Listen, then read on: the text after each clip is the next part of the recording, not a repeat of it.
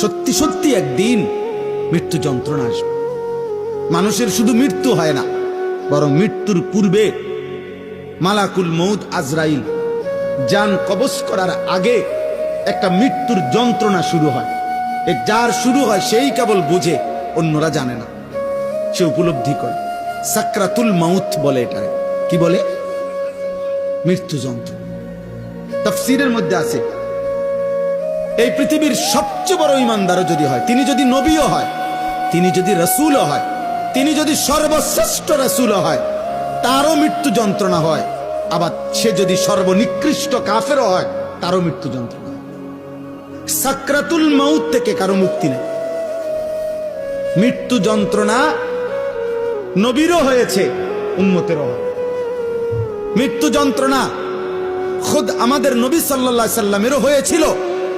মৃত্যু যন্ত্রণা পৃথিবীর নিকৃষ্ট কাফেরদেরও হয়েছে। কিন্তু উভয়ের মৃত্যু যন্ত্রণার মধ্যে পার্থক্য আছে, অনুভূতির মধ্যে পার্থক্য আছে।